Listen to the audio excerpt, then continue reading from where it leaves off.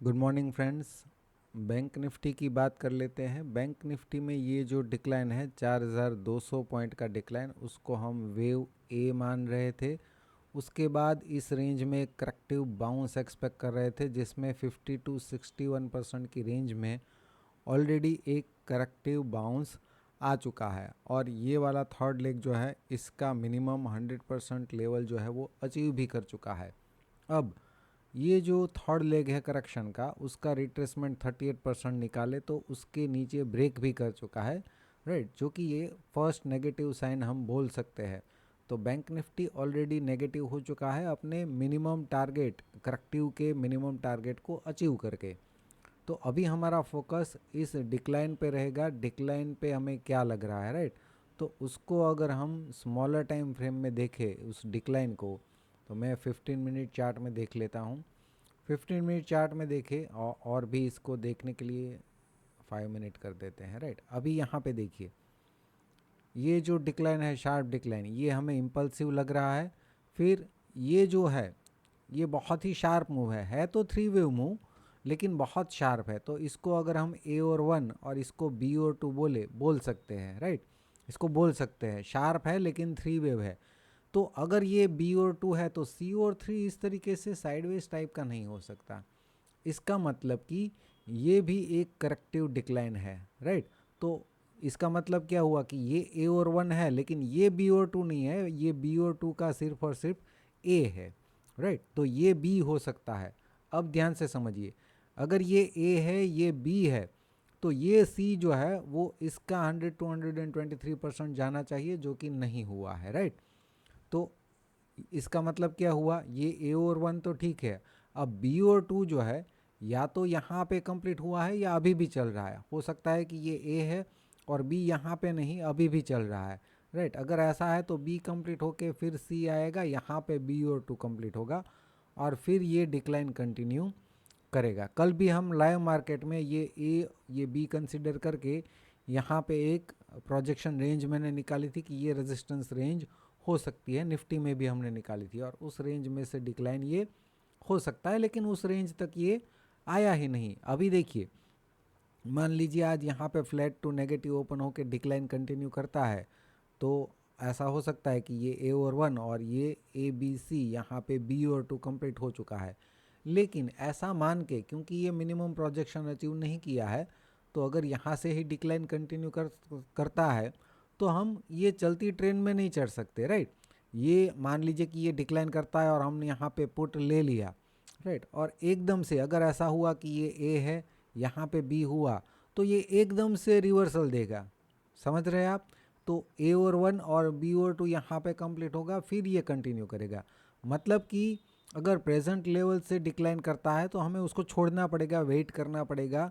जैसे कन्फर्मेशन आएगा उसके बाद भले ही थोड़ा नीचे लेना पड़े, लेकिन वो भी एक रिट्रेसमेंट के बाद, ऐसे गिरते मार्केट में तो बिल्कुल नहीं, राइट। तो यहाँ पे हमें बैंक निफ्टी में वेट करना होगा। कोई एक हमें करेक्टिव पैटर्न कंप्लीट लगे तभी हम पुट साइड ट्रेड ले सकते हैं, अदरवाइज वेट करना होगा। निफ्टी की अगर बात करें तो निफ्टी में भी देखिए, ये ओवरऑल जो है निफ्टी में, तो ओवरऑल ये बड़ा बी जो है वो भी मिनिमम प्रोजेक्शन में नहीं आया है। एटलीस्ट बैंक निफ्टी में वो तो 100% तक आ गया है, निफ्टी में तो वो भी नहीं आया है, राइट। तो फिर भी चलो मान लेते हैं कि यहाँ पे बी कंप्लीट हो चुका है। लग तो नहीं रहा है, ऐसी पैटर्न कभी कभी बनती है, तो रेयर केस पहले से नहीं मान सकते। लेकिन अगर मान भी ले तो ये जो डिक्लाइन है उसके बाद ये जो करेक्टिव आना चाहिए, तो ये ए इसको बी और सी मानो तो ये भी मिनिमम प्रोजेक्शन में नहीं आया है। जो हम बोल रहे थे कि कल ये रेजिस्टेंस रेंज है और यहाँ से डिक्लाइन कर सकता है, उसमें ये नहीं आया है, राइट। तो यहाँ पे भी इसको अगर हम स्मॉलर टाइम फ्रेम में देखें, पहले ये देख लेते हैं कि अगर ये ए और बी कंप्लीट हो चुका है तो सी और थ्री की रेंज यहाँ पे आ रही है 100%, राइट। तो अगर इसको एक बार और ऊपर जाना है तो हो सकता है कि यहाँ पे ए और बी बना के यहाँ से वापस एक बार आए, राइट। तो बैंक निफ्टी क्या करेगा वो देखना होगा। बाकी ये एक इरेगुलर करेक्शन की पॉसिबिलिटी भी हो, सॉरी इरेगुलर तो यहाँ पे है ही, ये एक वाई वेव की पॉसिबिलिटी अभी भी बन सकती है। पहले तो हम इसको स्मॉलर टाइम फ्रेम में देख लेते हैं, राइट। ये जो छोटी छोटी चीज़ें हैं ये आपको बहुत काम आएगी जब मार्केट इस तरीके से होता है एक बहुत ही क्रूशियल लेवल पर, जहाँ से ज़्यादातर लोग डिक्लाइन एक्सपेक्ट कर रहे हैं, लेकिन वो डिक्लाइन ऐसे थोड़ी होगा कि सभी पकड़ पाएंगे, राइट। अब देखिए ये शार्प डिक्लाइन तो इम्पल्सिव लग रहा है। अब ये जो है ये भी थ्री वेव बाउंस ही है, लेकिन इतना शार्प है कि इसको ए और वन बोल ले तो इसको बी और टू बोलना मुश्किल है क्योंकि बहुत शार्प है, राइट। अब ये थ्री वेव डिक्लाइन है, तो ये अगर बी और टू का ए है ये बी है तो सी इस रेंज में आना चाहिए था, लेकिन नहीं आया, ये डिक्लाइन कर गया, राइट। तो इसका मतलब ये ए और ये बी शायद ना हो और बी जो है वो इसके आसपास कंप्लीट हो, राइट, और फिर ये वापस सी के लिए जाए। अगर ऐसा है तो ये ए और वन और बी और टू यहाँ पे आके इस तरीके से यहाँ पे कंप्लीट करके फिर ये डिक्लाइन कर सकता है, राइट। तो यहाँ पे भी जैसा हमने बैंक निफ्टी में देखा कि यहाँ से अगर डिक्लाइन कंटिन्यू करता है तो ये या तो इस रेंज में से बाउंस कर सकता है यहाँ पे बी और टू बनाने के लिए, ये ए और वन और ये बी और टू, और अगर ये डिक्लाइन कंटिन्यू करता है और यहाँ तक आ जाता है तो फिर ये पूरा जो है ए और वन और ये बी और टू और यहाँ पे सी और थ्री बनेगा। उस केस में भी हम यहाँ पे चलती ट्रेन में नहीं जाएंगे, इसका रिट्रेसमेंट निकालेंगे 23 to 38%।